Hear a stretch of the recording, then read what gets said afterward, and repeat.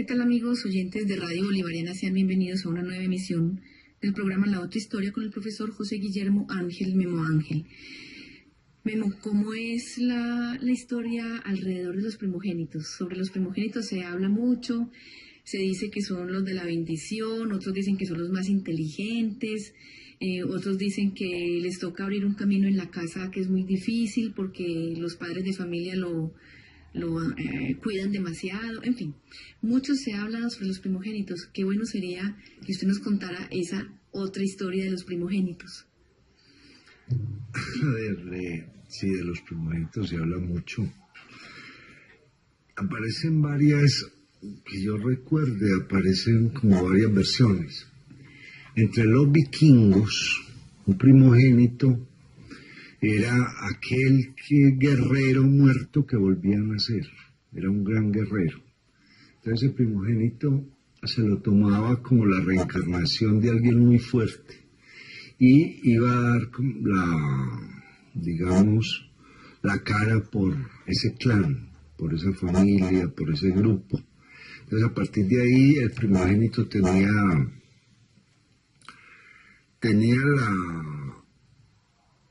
la herencia de la casa y el nombre de la casa. Por eso es que todos los vikingos se llaman Eriksson, Bolson, el hijo de tal. Y luego ese apellido lo heredarían los demás.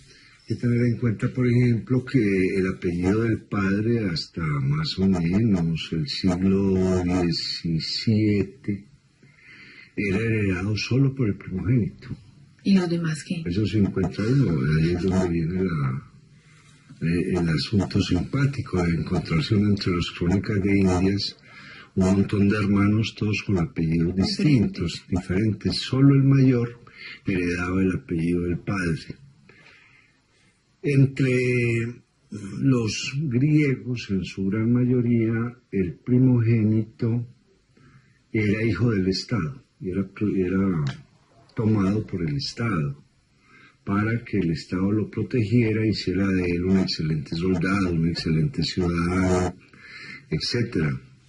Entre los esclavos de los griegos, los latinos, los persas, el hijo del el primogénito, el hijo esclavo, también era asumido como el de más valor dentro de esa familia de esclavos, al que se le daba una especie de educación, se le protegía, se le daban otras gabelas, otras garantías para que se lograra desarrollar. En el mundo de los egipcios, y de eso lo va a contar la Biblia, el primogénito, sobre todo entre los príncipes y los faraones y todo esto, era el hijo del sol. Por eso los faraones a su primogénito le asignaban el título de Ra o Amón, Tutankamón, Ramsés, etc. En la Biblia, una de las 7 plagas de Egipto, de pronto la más fuerte de todas, es aquella donde Dios mata los primogénitos egipcios, y no solo de los egipcios como seres humanos, sino también de las crías de ganado que tenían. Siempre se caracterizaba o se había regulado por alguna ley, que el primogénito de un animal era aquel que no iba a ser sacrificado.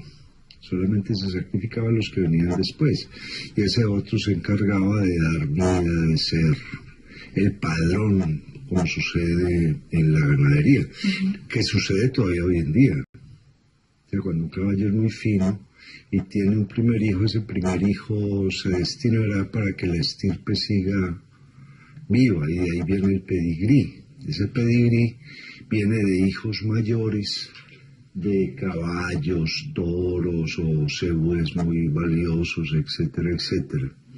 En el judaísmo, ya como tal, el primer hijo que decía la Torá, el primer hijo era el que rompía el útero de la madre, y a partir de ahí se le daba a Dios.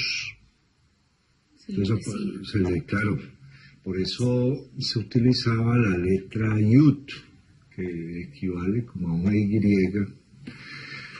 para decir con el nombre que ese era hijo de Dios. Entonces no es de extrañar de que aparezca Yosef, Jacob, Isaac, Yehudá, Yeshua, Claro. que es muy interesante. Esa letra Yud quiere decir que es de Dios. Y si es en una mujer, va al final. Por ejemplo, Sarai, ni Sara de Dios, que es muy interesante. En los grupos más ortodoxos, el mayor se consideraba un nazareno. Hacía el nazarinato, que consistía en que esa persona se iba a dedicar a Dios y nunca se iba a cortar el pelo. Yo pensaba que eso era por Nazaret, por la ciudad. No necesariamente, y eso es una discusión pues que la dará de los teólogos, sí o no.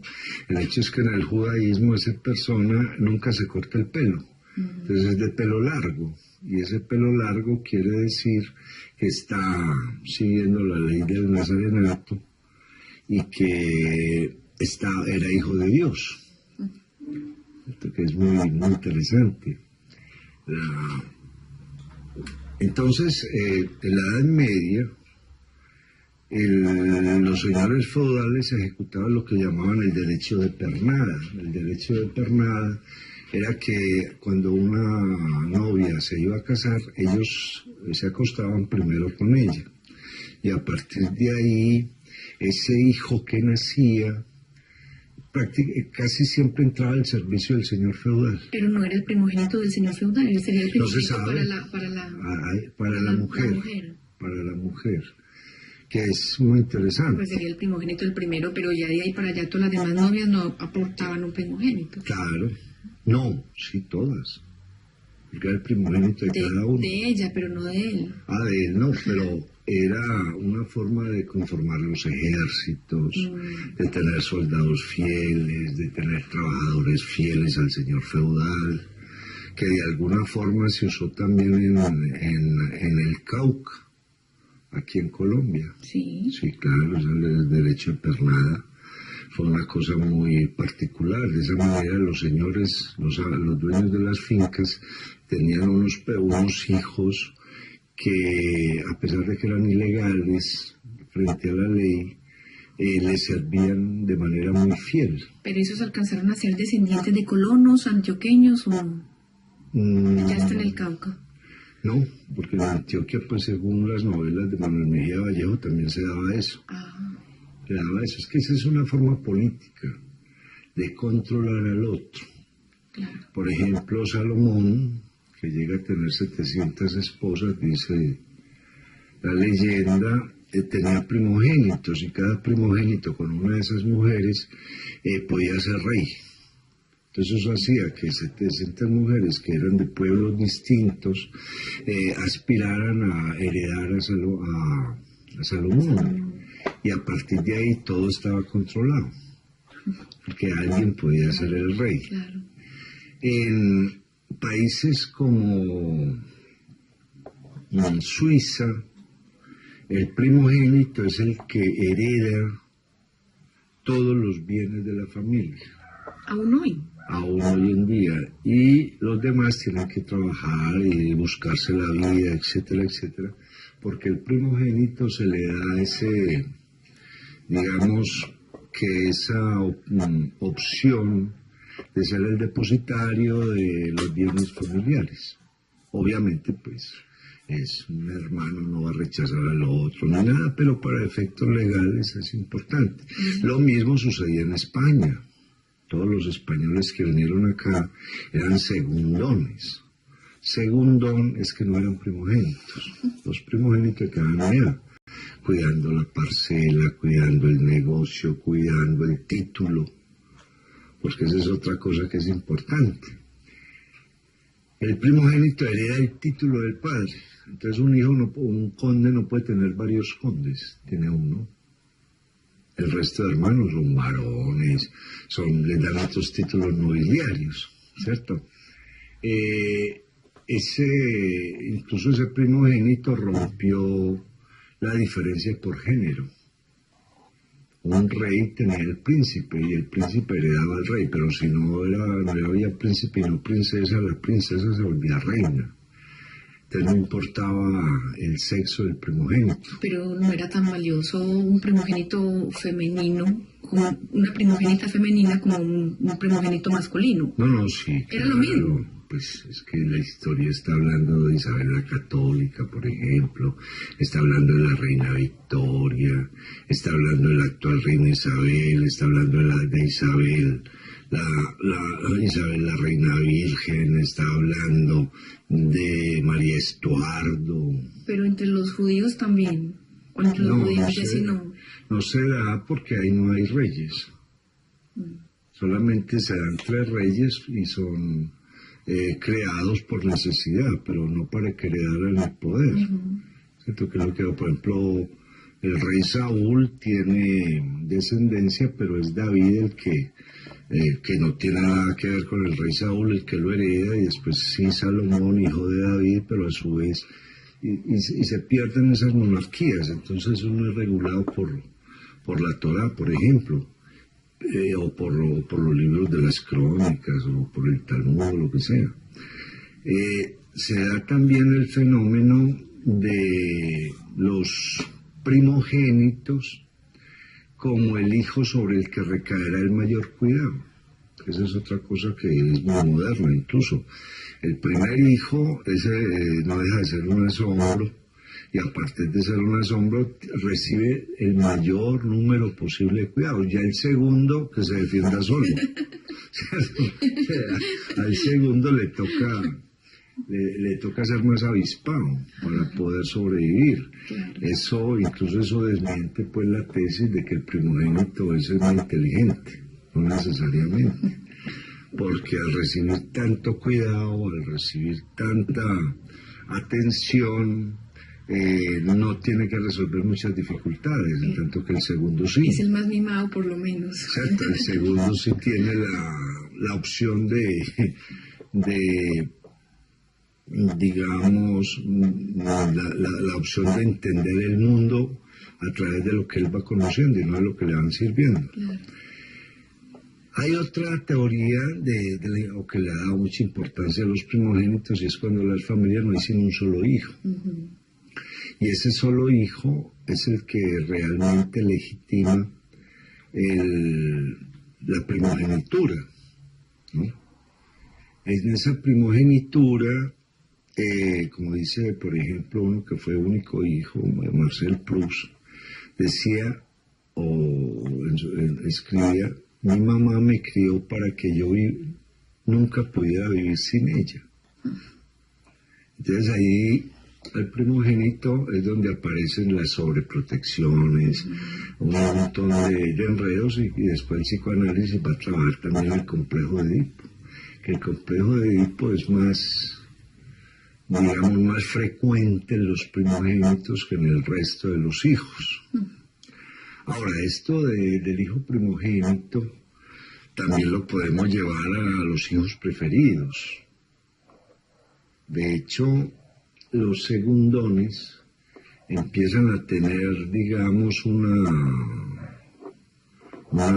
lugar en la historia cuando se cuenta la parábola del hijo pródigo.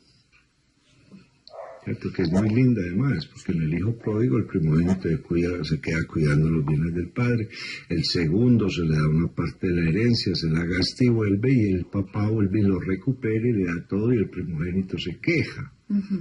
¿Cierto? Esa es la parábola del hijo pródigo, que va a enseñar de que el segundo también tiene igual valor que el primero.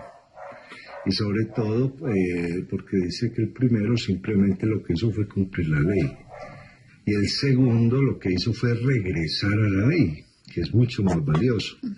También se da una historia de primogenitura y de cambio de primogenitura entre los hijos, entre Jacob y Esaú, los hijos de Isaac. Con el plato de lentejas. Claro, entonces de cómo Esaú cambia el plato de lentejas, cambia la primogenitura con Jacob. con Jacob, y después cómo Jacob tiene, o cómo Lea le va a enseñar a Jacob a engañar al papá para la bendición. Porque no valió de nada que Esaú se la cambiara por un plato de lentejas, sino que en el momento de la bendición, es donde se bendicen los primogénitos, en el momento de la muerte, cuando estaba muriendo Isaac, como Esaú era muy velludo, la mamá de Jacob le pone una piel de oveja, y como ya Isaac no ve, cree que es Esaú y lo bendice. Esa bendición entre esos judíos era una cosa impresionante, muy importante. Lo que pasa es que la bendición, que es un término que proviene del judaísmo, indiscutiblemente lo que se llama la verajá, y después la va a tomar muy fuerte el Islam con el nombre de baraka, que traduce bendición. Bendecir es reconocer la grandeza de algo. Entonces, cuando se bendice a una persona, se la reconoce como grande, se la reconoce como necesaria, se la reconoce como alguien que está en disposición de seguir construyendo. Entonces, la parte de la bendición es muy linda. Pero, entonces, como vemos en esas historias, ya se está hablando de cómo los segundones tratan de obtener la primogenitura.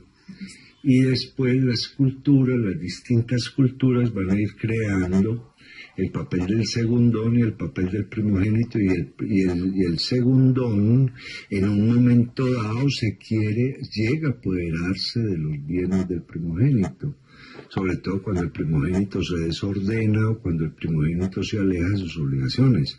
Era lo que sucedió, por ejemplo, con Ricardo Corazón de León, que se va a las cruzadas y al ya no gobernar sobre Inglaterra va a ser su hermano segundón, Juan Sin Tierra, que pues se llama Juan Sin Tierra porque no había heredado nada el pobre Juan, y se convierte en el rey de Inglaterra.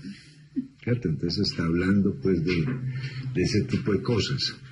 Ahora, como decía, en algunas culturas las madres también recurren, y los padres, a la protección de alguien, de alguno de los hijos. Eso pues tiene varias razones. Primero, una razón biológica, donde se tratará de proteger al más débil o al que se lo ve más débil. Entre los animales, por lo común, al más débil lo matan. Entre los seres humanos, que hemos desarrollado una moral, etc., al más débil trata de protegérselo. Trata de protegérselo para asegurarle las mismas condiciones que sus hermanos han alcanzado y que él no ha podido alcanzar. ¿Y por qué se supone que el más débil es el primogénito? No es el más débil, sino que dentro de una familia habrá uno más débil que otro. Dentro de todas las familias habrá alguien que no es tan avispado como el más avispado. Habrá alguien que es más tranquilo que otro, habrá alguien que puede tener un defecto, habrá alguien... Entonces, todo el amor, digamos, de los padres se va hacia esa persona que está más desprotegida que los demás. Y eso también es muy válido. Eso, pues, abundan las novelas que cuentan esos casos, como las de Jane Austen, como las de la hermana Brontë, contando la importancia de estos segundones protegidos, que terminan siendo los confidentes familiares, que terminan siendo los que conocen la intimidad de la familia, etcétera, etcétera. Y también por cultura. En Antioquia, yo me acuerdo una vez, hicimos una investigación por todo el suroeste, en determinadas partes la madre escoge al hijo menor y lo convierte, digamos que en su lazarillo. Siempre va a estar en la casa y la madre trata de educarlo de tal manera que él no pueda vivir sin ella. De esa manera, esa persona preferida va a permanecer en la casa todo el tiempo. y no va a tener que realizar grandes trabajos, no va a tener que tomar grandes decisiones, porque la madre lo está protegiendo. Y puede ser hombre o puede ser mujer, por ejemplo. Y como las madres a veces cogen una de las hijas mujeres y la vuelven y convierten la vida de ella en algo totalmente dependiente de las decisiones de la madre. Y a partir de ahí esa hija cuida a la madre hasta que se muera. Sobre esa hija pues hay una serie de garantías que no tienen las demás, que simplemente se han liberado de la familia a través del matrimonio, o porque se han ido, o lo que sea. Entonces se dan también esas condiciones dentro de los hijos de ser unos mejor admitidos que otros. Ahora, esto no quiere decir en ningún momento que el padre esté rechazando al hijo, sino que el amor paterno es un amor muy, muy particular, porque trata de igualar a todos los hijos al mismo rasero. Pero al igualarlos al mismo rasero también busca que todos tengan las mismas cualidades, que todos tengan la misma forma de ser. Y ya sabemos que dos hermanos pueden ser completamente distintos, perciben el mundo de una manera diferente, viven de una manera diferente, el uno es capaz de enfrentar problemas más complejos, el otro no. Y entonces en ese amor de padres se buscará que esa persona que no está en iguales condiciones que sus demás hermanos sea un protegido de la familia. Eso pues tiene su validez. También se va a dar en muchas costumbres, en las costumbres islámicas es el hijo mayor el que además de heredar el apellido de la familia, además de tener la primogenitura, es el que tiene que ver por el honor de la familia. Es el que tiene que velar por el honor de la familia, que es algo que de alguna forma se trasladó a Antioquia, de cómo cuando muere el padre, el hijo mayor asume las funciones autoritarias del padre y se convierte en un padre, ¿no? Eso se ha dado mucho, sobre todo en estas tierras donde los hombres mueren fácil, y entonces es el primogénito el que se va a encargar de asumir la responsabilidad que tenía el padre. Y eso también le da un valor muy importante, porque es el hijo mayor, pero al mismo tiempo es el posible padre de la familia. Y los demás tendrán que ajustarse a las normas y a los principios que maneje esa persona. En las tribus africanas, los primogénitos van a ser los que se encargan de ser los guerreros. Entonces el primogénito asume como oficio la guerra y sus hermanos segundones asumen la ganadería, asumen la agricultura, asumen otro montón de tareas. Esto culturalmente pues tiene también una validez, porque el hijo mayor, que fue el primero, el que rompió el útero de la madre, el que se concibió con más vigor, etcétera, etcétera, tendría o sería educado en unas condiciones tales que él pudiera responder por el resto de la familia. También si uno analiza esto desde la antropología o sobre todo de la antropología, se da cuenta que eso tiene unos principios interesantes, ¿cierto? Es tener a alguien que vele por la familia en caso de que falte la imagen del padre. Lo mismo pues admitieron los reyes, de cómo los reyes también en su hijo mayor o en su hija mayor tienen una educación superior a los demás para que pueda reinar.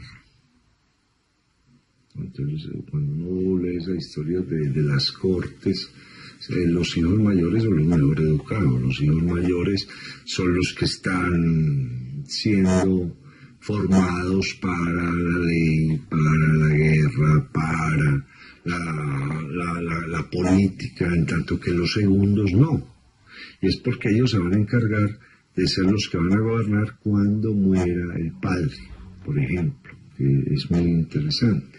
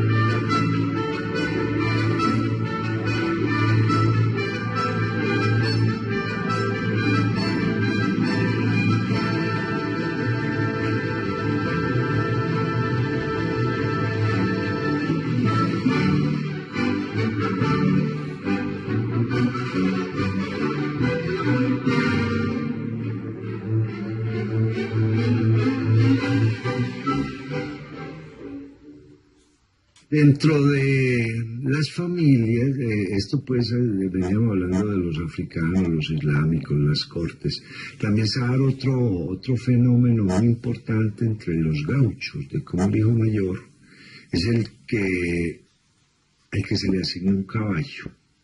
Al asignarle un caballo es el que va a heredar la cría del ganado. Y los demás pues simplemente le van a ayudar en eso. Si uno analiza esto desde el punto de vista de la supervivencia de la especie, de hecho la especie sobrevive en la medida en que tenga hijos y el ejemplo o la demostración de que la especie sobrevive es con la aparición del hijo mayor. El hijo mayor es el que certifica la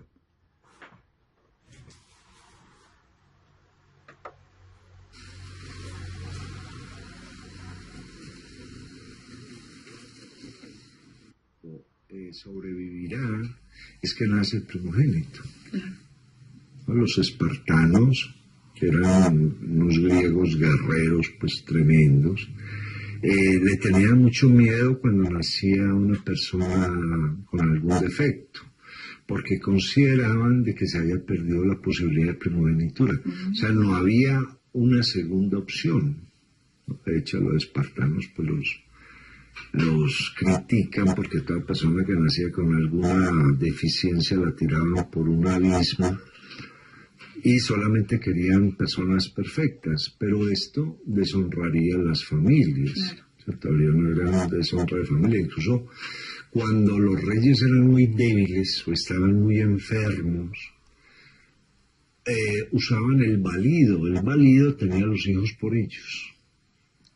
¿Cierto? El valido es una persona de muy alta confianza del rey que gobierna con el rey y que si el rey no está en capacidad de embarazar a la reina, entonces el valido lo hace. Eso sucede, por ejemplo, sucedió con muchos. Juana, la reina Isabel tenía una hermana que se llamaba Juana y le decían la Beltraneja, porque realmente había sido concebida por un tal Beltrán. ¿Cierto? Y pues decir porque seguro se parecía a Beltrán o lo que fuera. Esto por el temor a que no hubiera un buen primogénito.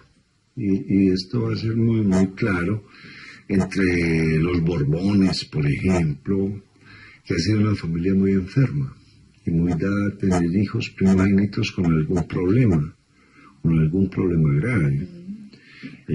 Pues para eso están los cuadros de Goya, por ejemplo, que pinta todas estas familias con caras abotagadas, medio bobos, babeando. ¿Cierto? Goya pues fue alguien muy arriesgado para pintar, pero trató de no negar esa evidencia. Entonces el rey, frente a eso, utilizaba otra técnica, ¿cierto? Otra técnica para que ese hijo realmente sí naciera con la suficiente fuerza. Si uno analiza, por ejemplo, los esquimales al hijo primogénito es al que más le permiten, y es una cosa muy particular, aguantar frío, porque así será el más fuerte de todos, y será más fuerte que sus hermanos, y es una cosa interesante, mientras a este muchacho que se tiene que desempeñar entre los hielos, buscando peces, cazando morsas, peleando con osos, etc., lo crían de una manera muy dura. A los menores los cuidan mucho, y es para que no sean tan fuertes como el hermano. Entonces sí, así podríamos ir viendo de cómo el hijo primogénito o el hijo escogido es simplemente una búsqueda de supervivencia de la especie, y de que la especie quede o herede lo mejor del padre en alguien que esté preparado para manejarlo. Aquí, por ejemplo, en Colombia se manejó mucho lo que se llamó el delfinazgo, el delfín, que es un concepto francés de cómo el hijo del presidente iba a ser presidente. Y pues mucha gente se quejó de eso, y muchos análisis, pero dentro de una mentalidad del siglo XIX, que Colombia vive en el siglo XIX, pues en el XVIII, yo no sé. Dentro de estas mentalidades tan raras de nosotros. Pero el delfín tenía una razón, o sea, si un muchacho se cría, el papá es presidente, y desde joven conoce embajadores, conoce ministros, conoce el ambiente en el que se cría, obviamente si llega presidente eso no le va a ser extraño. Claro. Y por eso existía los delfines, porque el delfín ya conocía el poder y no se dejaba desmesurar por el poder. ¿Y de dónde viene ese término? ¿Por qué delfín? El delfín es un término que se crea en Francia para educar al hijo del rey.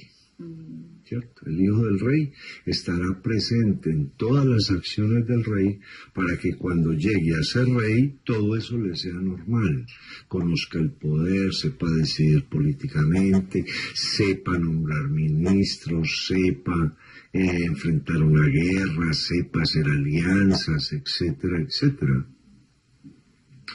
Y de pronto se toma como símbolo el pez, el delfín, por aquello de alguna leyenda donde se hablaba de el delfín como uno de los, como el primer pez que apareció en el mundo.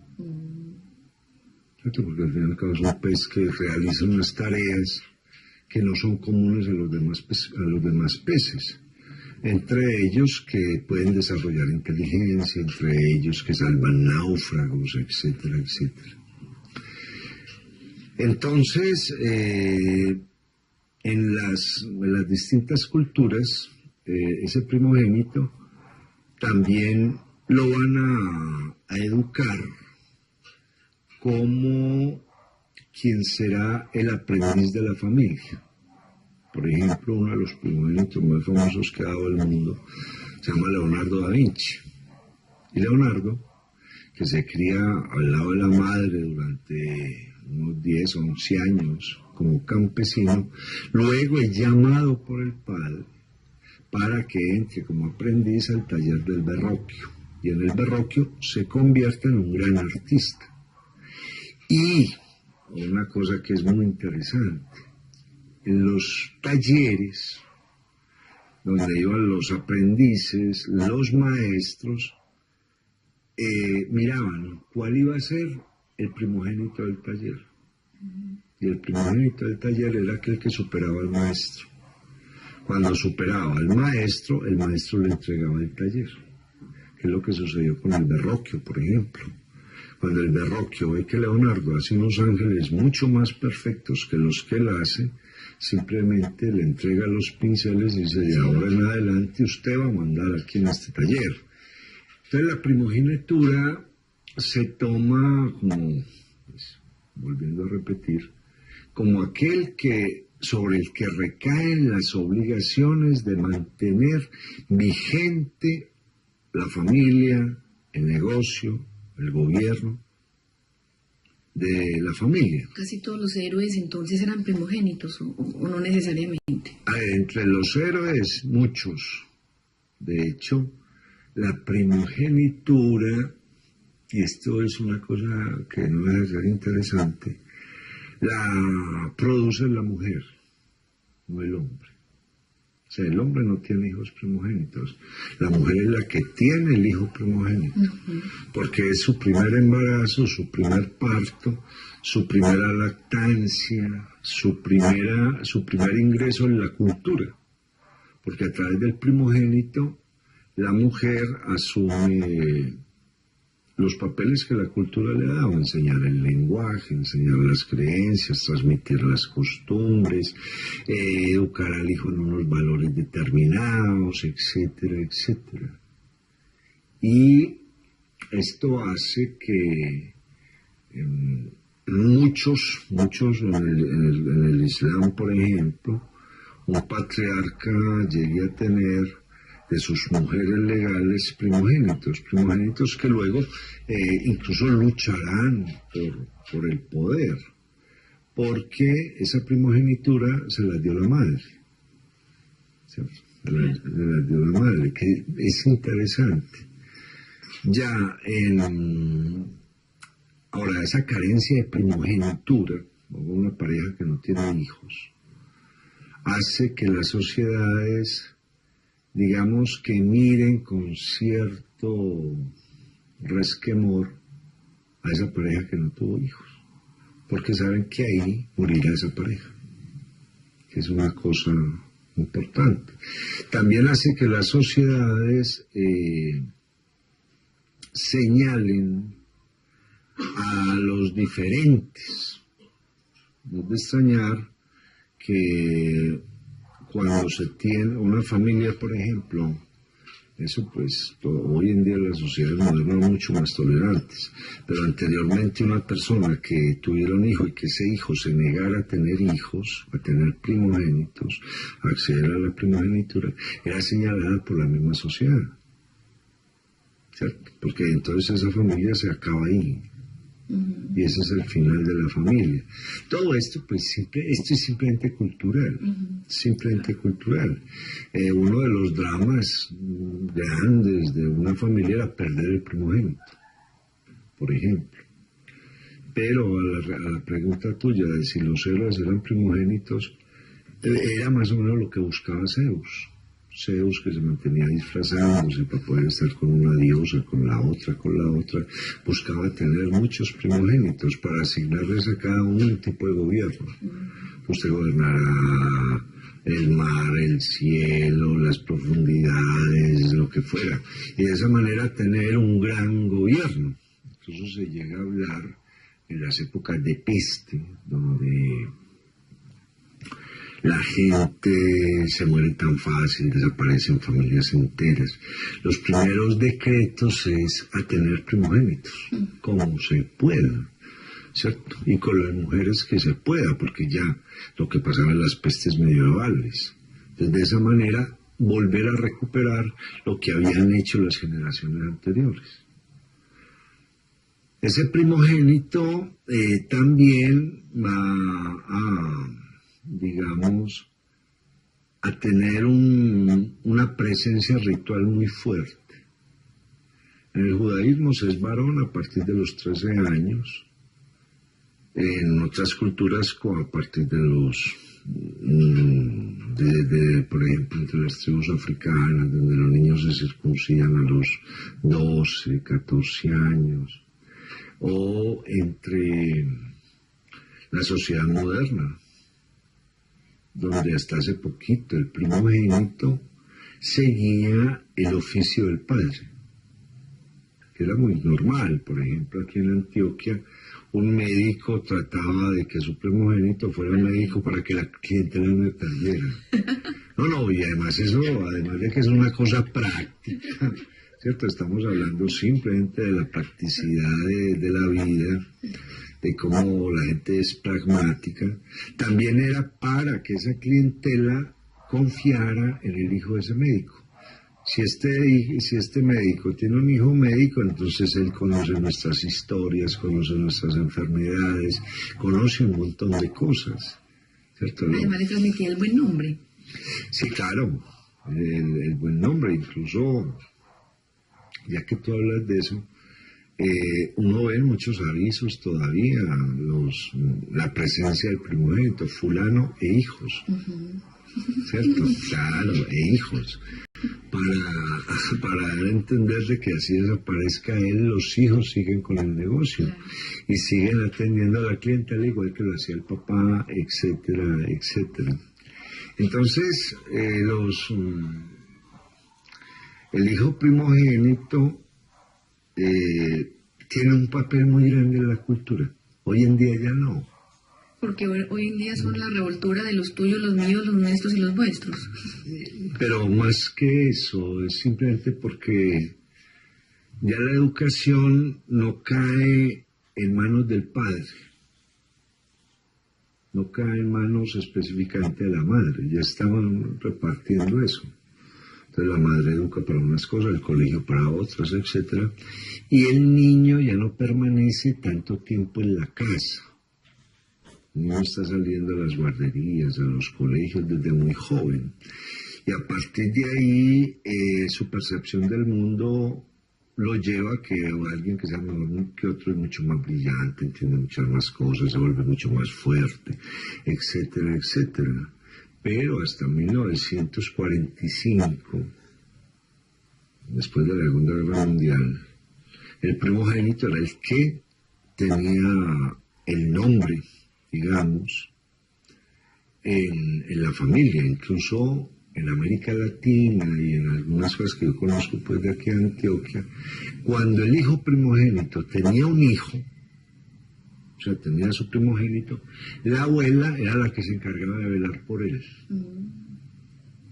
¿cierto? Darle todos los cuidados para que ese primogénito del hijo primogénito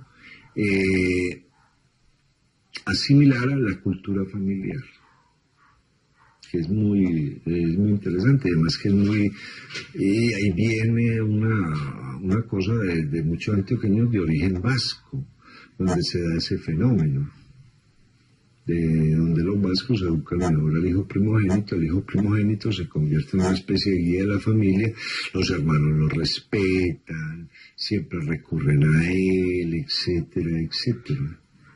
Pero eso pues hoy en día ya no cumple esa función, porque todo depende del tipo de educación, del tipo de carrera. Ya el padre puede ser, qué sé yo, ingeniero y tener un hijo bailarín, por ejemplo.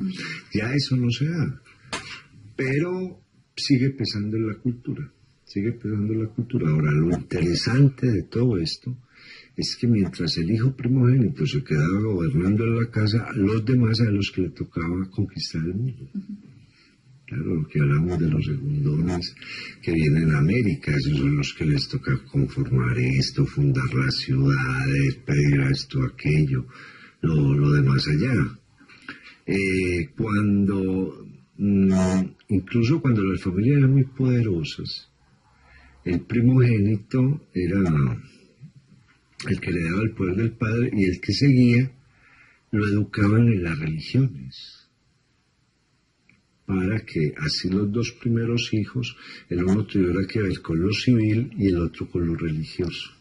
Dios mío. Sí, que es interesante. Y cuando de pronto nace un primogénito, como el caso de Tomás de Aquino, que no quiere heredarlo del padre, que se quiere volver religioso, eso volvió una tragedia enorme, ¿cierto? Porque habían pensado en otro para que fuera religioso. Ahora, esas son las conformaciones culturales, las sociedades que se daban en un momento en que todavía había mundo por descubrir.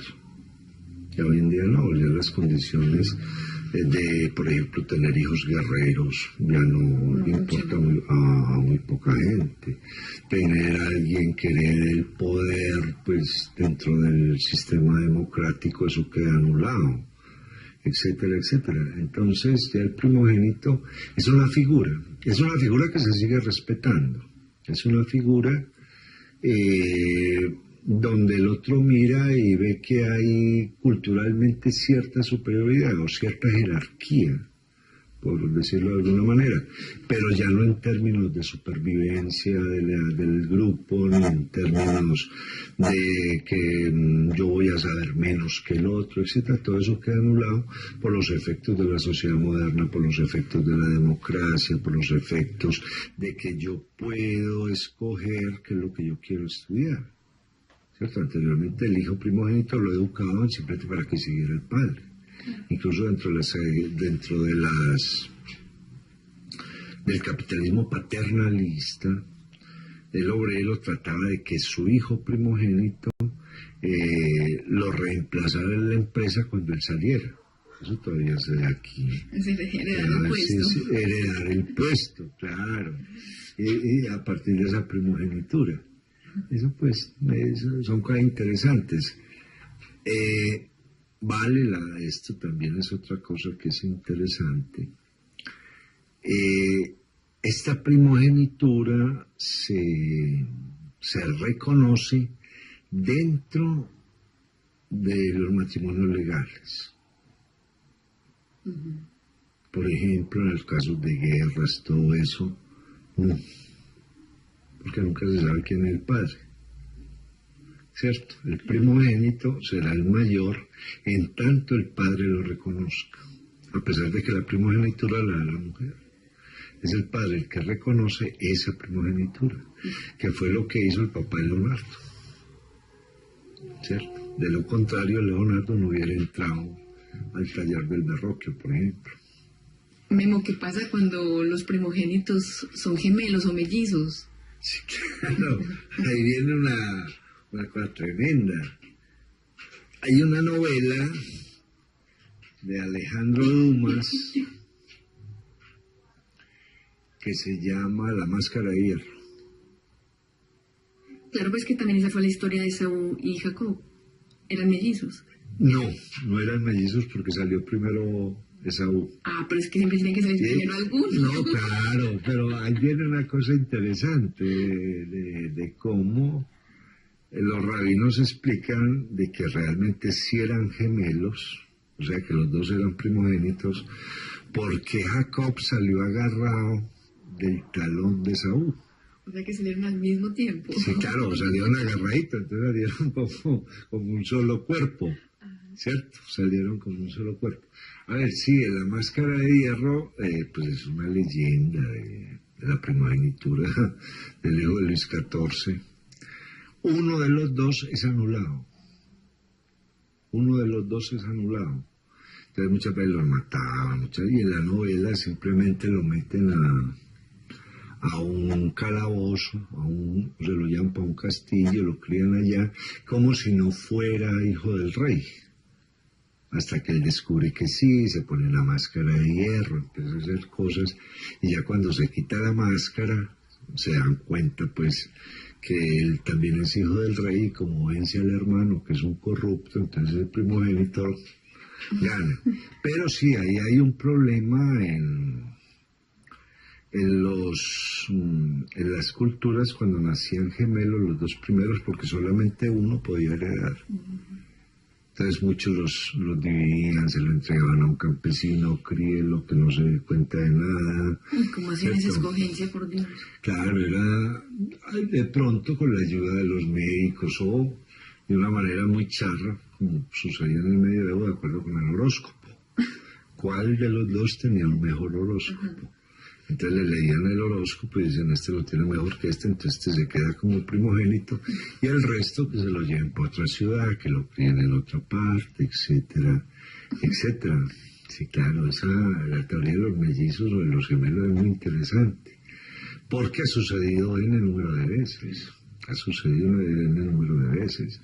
Y frente a eso la cultura ha respondido siempre con el problema del uno. Es que no puede ser sino uno, no pueden ser dos los que hereden al padre, ¿no? Así se parezcan como gotas de agua, porque van a ser muy diferentes en su forma de pensar. Mismo siempre alrededor de los primogénitos se ha querido que sea un hombre. Sí, siempre. Por la imagen del guerrero. Esa es la cuestión de la imagen del guerrero. Claro, pues que no con el año antioqueñas como más bravas que ya eso puede ser todo. Eso ya cambiaría un poquito la teoría.